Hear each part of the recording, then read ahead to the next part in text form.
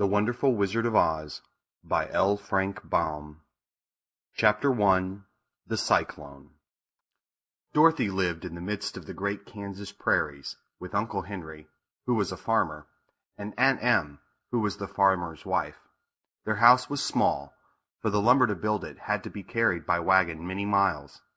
There were 4 walls, a floor, and a roof, which made one room, and this room contained a rusty-looking cook stove, a cupboard for the dishes, a table, 3 or 4 chairs, and the beds.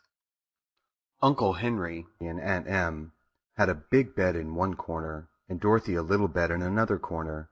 There was no garret at all, and no cellar, except a small hole dug in the ground, called a cyclone cellar, where the family could go in case one of those great whirlwinds arose, mighty enough to crush any building in its path.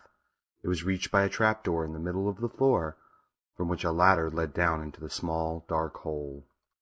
When Dorothy stood in the doorway and looked around, she could see nothing but the great gray prairie on every side. Not a tree nor a house broke the broad sweep of flat country that reached to the edge of the sky in all directions. The sun had baked the plowed land into a gray mass, with little cracks running through it. Even the grass was not green, for the sun had burned the tops of the long blades until they were the same gray color to be seen everywhere. Once the house had been painted, but the sun blistered the paint and the rains washed it away, and now the house was as dull and gray as everything else. When Aunt Em came there to live, she was a young, pretty wife. The sun and wind had changed her, too. They had taken the sparkle from her eyes and left them a sober gray. They had also taken the red from her cheeks and lips, and they were gray also. She was thin and gaunt, and never smiled now. When Dorothy, who was an orphan, first came to her, Aunt Em had been so startled by the child's laughter that she would scream and press her hands upon her heart whenever Dorothy's merry voice reached her ears, and she still looked at the little girl with wonder that she could find anything to laugh at. Uncle Henry never laughed. He worked hard from morning till night and did not know what joy was. He was gray also, from his long beard to his rough boots, and he looked stern and solemn, and rarely spoke. It was Toto that made Dorothy laugh, and saved her from growing as gray as her other surroundings. Toto was not gray. He was a little black dog with long silky hair and small black eyes that twinkled merrily on either side of his funny wee nose. Toto played all day long, and Dorothy played with him, and loved him dearly.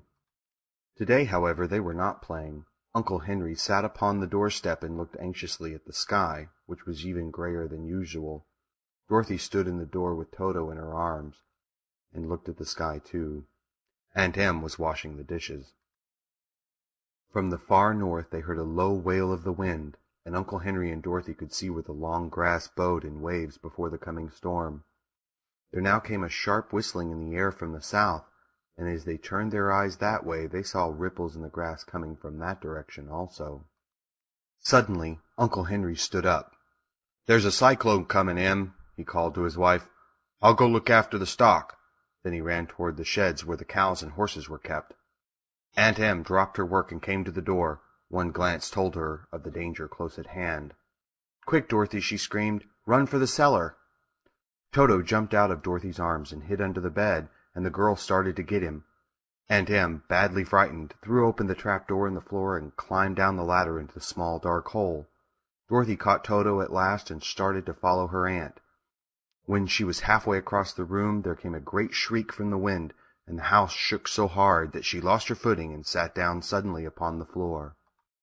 Then a strange thing happened. The house whirled around 2 or 3 times and rose slowly through the air. Dorothy felt as if she were going up in a balloon. North and south winds met where the house stood and made it the exact center of the cyclone. In the middle of a cyclone the air is generally still, but the great pressure of the wind on every side of the house raised it up higher and higher until it was at the very top of the cyclone, and there it remained and was carried miles and miles away as easily as you could carry a feather. It was very dark, and the wind howled horribly around her, but Dorothy found she was riding quite easily. After the first few whirls around, and another one time when the house tipped badly, she felt as if she were being rocked gently, like a baby in a cradle. Toto did not like it. He ran about the room, now here, now there, barking loudly, but Dorothy sat quite still on the floor and waited to see what would happen. Once Toto got too near the open trap-door and fell in, and at first the little girl thought she had lost him, but soon she saw one of his ears sticking up through the hole, for the strong pressure of the air was keeping him up so that he could not fall. She crept to the hole, caught Toto by the ear, and dragged him into the room again, afterward closing the trapdoor so that no more accidents could happen.